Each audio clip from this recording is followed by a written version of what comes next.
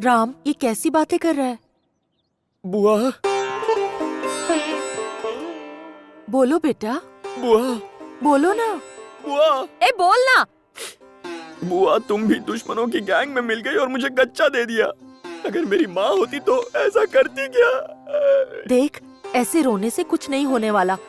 बस तू थोड़े दिन और सब्र कर ले बेटा, फिर तेरे डैडी तुझे बुला लेंगे। बुआ, तुम भी बेवकूफ बनाती हो। आपके भाई कृष्णदेव अमृतलाल पटेल ने मेरी पूरी वाट लगा कर रखी है। अबे मारी सटकी गई छे। कृष्णदेव अमृतलाल पटेल अबे तारी खैर नहीं। अब ये बिल्ला एक खूंखार शेर बन चुका है। आने तो हूँ। मैं आकर सबको काटूंगा।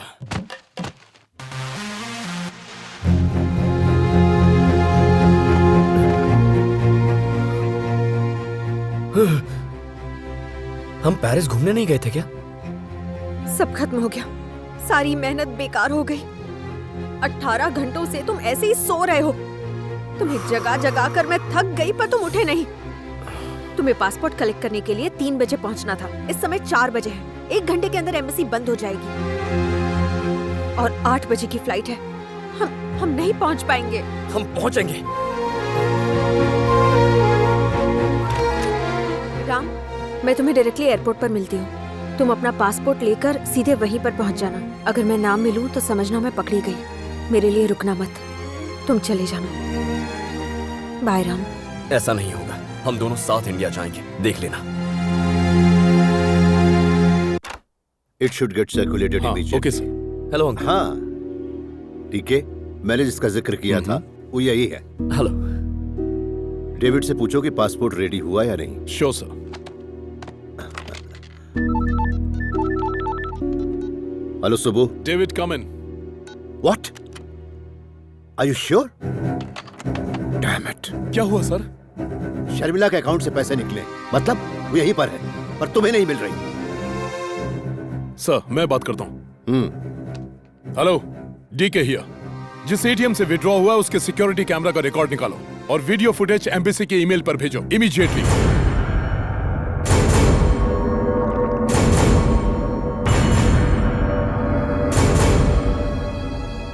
सर, 5 मिनट में पता चल जाएगा किसने पैसे निकाले। किसने से क्या मतलब है तुम्हारा?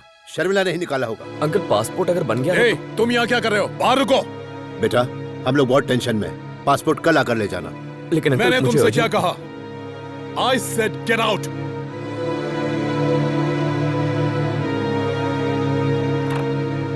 Excuse me, sir. Here, your passport is ready. Oh, that's good. Okay, you can go. Thanks sir.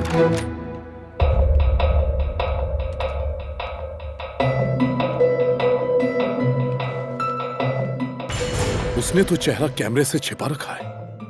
DK, मुझे तुम्हारी दोनों ही वजहें गलत लगती हैं। वो चोर नहीं है और ना ही उसका दोस्त है। तो फिर? आई थिंक वो इस लड़के से प्यार करती है। बचपन से लेकर अब तक शर्मिला के बारे में मेरा हर शक सही निकला है। All the passengers of flight number AI-103 are requested to proceed for security check.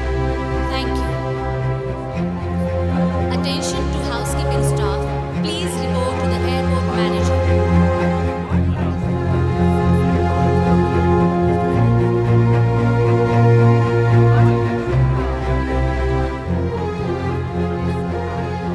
अगर मैं ना मिलूं तो समझना मैं पकड़ी गई। मेरे लिए रुकना मत, तुम चले जाना।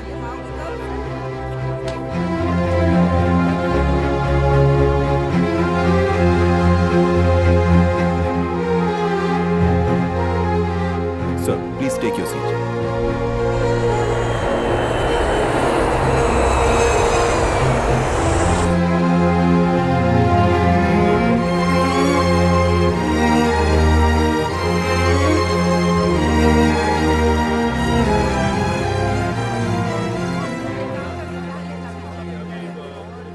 Attention please. Passengers traveling to South Africa are requested to proceed for security check. Ram, हे, ध्यान से सुनो। डायरेक्टली गांधी हॉस्पिटल पहुंचो। डॉक्टर सविता, भूलना मत। हाँ, हे, शर्मिला।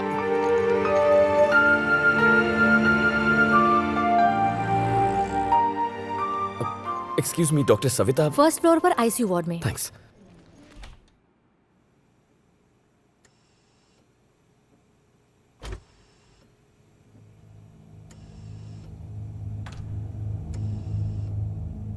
यस, आपको किससे मिलना है? डॉक्टर सविता। हाँ, मैं ही हूँ, बोलिए। हेलो, मैं शर्मिला का दोस्त हूँ। शर्मिला? कौन शर्मिला? अरे वही शर्मिला जो पेरिस में रहती है, मेडिकल स्टूडेंट है आपकी दोस्त। सॉरी, यहाँ कोई शर्मिला नहीं है, आपको गलत फहमी हुई है। वैसे आईसीयू में आना मना है, आप बाहर जाके बैठिए। डॉक्टर सविता आप ही है ना? हाँ, मैं ही हूँ। तभी तो शर्मिला ने मुझे बताया था कि आप यहाँ मुझे।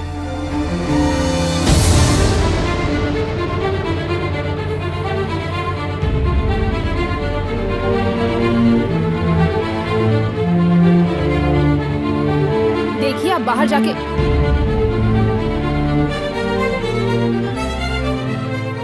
शर्मिला को क्या हुआ है डॉक्टर?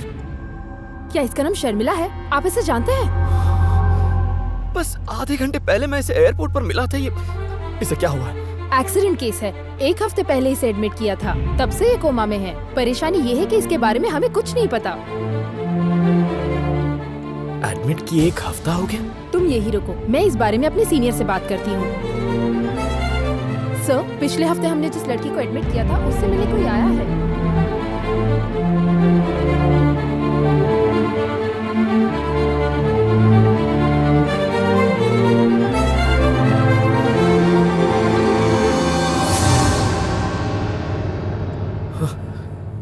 थैंक गॉड, तुम्हें कुछ नहीं हुआ। तो ये लड़की कौन है? तुम्हारी तरह दिखती है। मैं तुम्हें इतनी दूर से यही दिखाने के लिए तो लाई हूँ राम। तुम्हारी बहन है?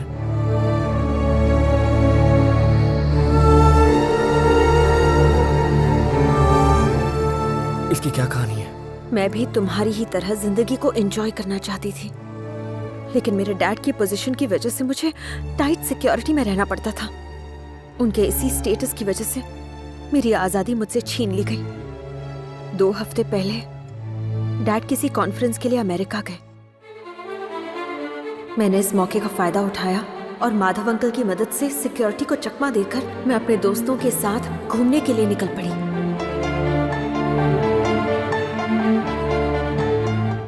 तभी मैंने डीके को इंडिया में बॉम्ब ब्लास्ट करने वाले टेररिस्ट सईद के साथ देखा। डीके ने मुझे वहां देख लिया था और उसने मुझे मारने के लिए मेरा पीछा करना शुरू किया।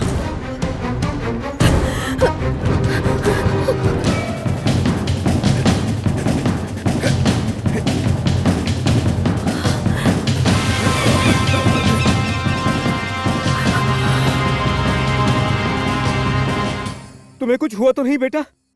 तुम किसी और को फोन मत करना, क्योंकि सारा सिक्योरिटी नेटवर्क उसी के कंट्रोल में है। और डैड को तो इन्फॉर्म ही मत करना, वो तुम्हारा यकीन नहीं करेंगे। तुम नहीं जानती बेटा, डीके को मुझ पे भी शक है। तुम्हें निकालने के चक्कर में मैं भी पकड़ा जाऊंगा। मुझे बताओ तुम कहाँ हो?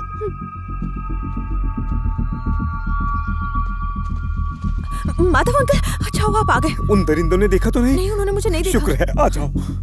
माधव अंकल को लगा कि पेरिस में रुकना मेरे लिए सेफ नहीं है, इसलिए उन्होंने मुझे इंडिया भेजने का इंतजाम किया। ये लो डुप्लीकेट पासपोर्ट, ये कल्पना के नाम से है। मेरी बात मानो बेटा, तुम्हें यहाँ से जाना ही होगा। घंटे भर में हैदराबाद के लिए फ्लाइट है। वहाँ एयरपोर्ट पे तुम्हें मेरा दोस्त पीटर आके पिकअप कर लेगा। फिर तुम उसी के फोन से मुझसे बात कर लेना। याद रखना, अपने फोन से तुम्हें सर या किसी को भी फोन नहीं करना है, नहीं तो डीके पकड़ लेगा। अगर इमिग्रेशन में कोई प्रॉब्लम होगी तो वहाँ हमारे आदमी सब संभाल लेंगे।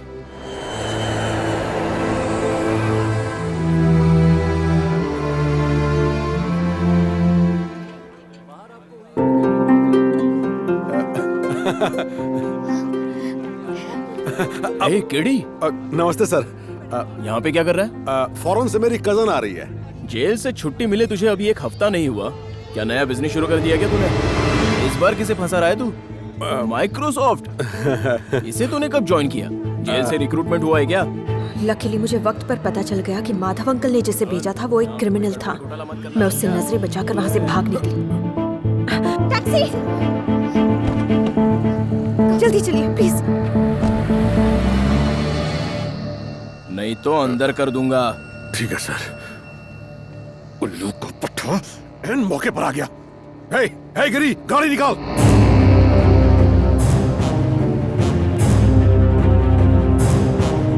और इस तरह डॉक्टर सविता ने मुझे आईसीयू में शिफ्ट करके इलाज शुरू कर दिया। मैंने ये सारी बातें डैड को बताने की बहुत कोशिश की, लेकिन उन्हें मेरी आवाज सुनाई ही नहीं दे रही थी।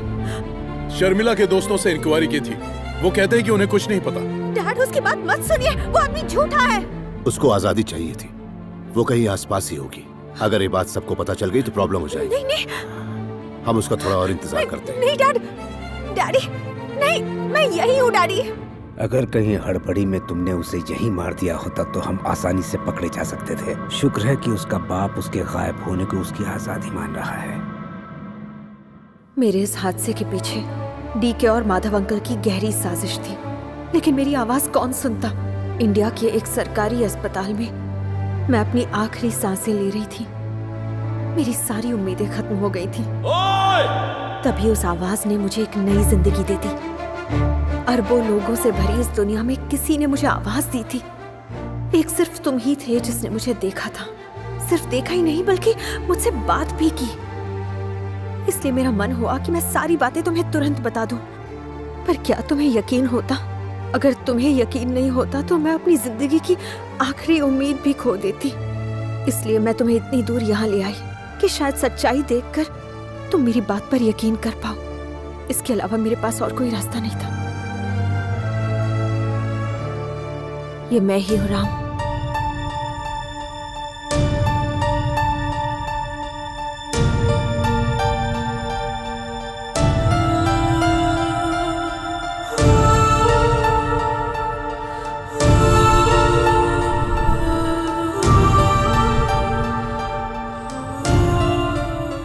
ताज्जुब हो रहा है ना? इस दुनिया में कई लोग हैं, तो सिर्फ मैं ही तुम्हें क्यों देख सकता हूं? मैं ही तुम्हें क्यों सुन सकता हूं? ये बात तो मैं भी नहीं समझ पाई हूँ। क्या वजह हो सकती है? इन दोनों को नहीं पता कि इनका मिलन पिछले जन्म का है। आइए देखते हैं। Arts college.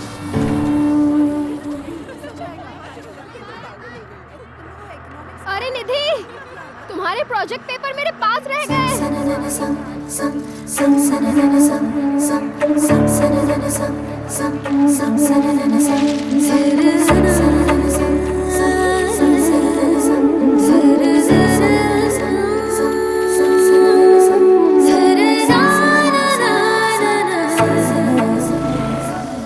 Polytechnic college.